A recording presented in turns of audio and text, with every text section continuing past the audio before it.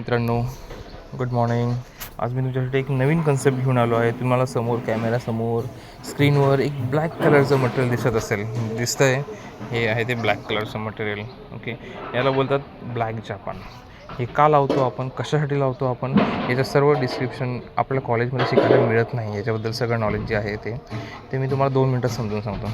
आता आपण साईड बघतायत माझी तुम्ही, ही पूर्णपणे कशी आहे, खड्ड्यामध्ये आहे. खड्ड्यात बघताय पूर्ण हे एक्सकॅव्हेटेड खड्डा आहे.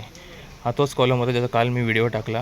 त्याचं कास्टिंग चालू होतं तेव्हा बकेटने, आणि आज त्याचं कास्टिंग हे पूर्ण झालं. त्याला डिशटरिंग केलं आता. त्याच्यावर हेझन क्लोथ्स लावत आहे बघा, कारण ते ओला राहावं कंटिन्युअसली. त्यासाठी आपण आपल्या पॉईंटवर येऊ. आता ब्लॅक जापान का लावतो आपण, आता ही साईडचं कन्स्ट्रक्शन झाल्यानंतर आपण फिलिंग करतो याला. म्हणजे ही जी माती ही खाली पूर्णपणे बुजतो आहे पूर्णपणे. ओके, हां, बुजल्यानंतर होतं काय, हे या पद्धतीने आता ती आणि ही फुटिंग खाली आहे त्याची, बरोबर आहे. आता ही माती आणि फुटिंग एकमेकांच्या टचमध्ये आले, म्हणजे कॉन्क्रीट आणि माती एकमेकांच्या संपर्कामध्ये आलेले आहेत.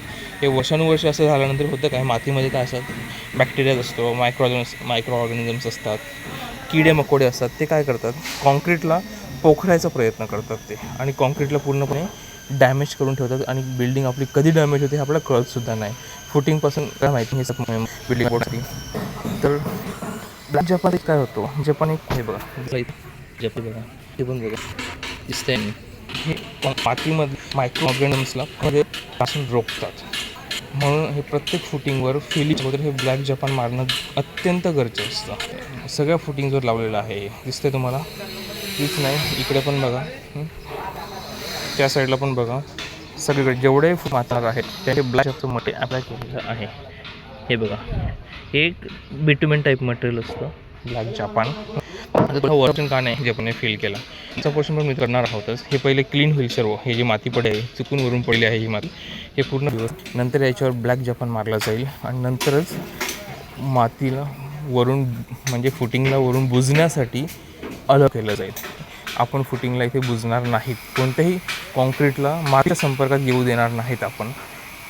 यासाठी आपला यूज असतो हे ब्लॅक जापान, याला बोलतो ब्लॅक जापान. ही गोष्ट तुम्हाला कधी कॉलेजला शिकायला मिळत नाही.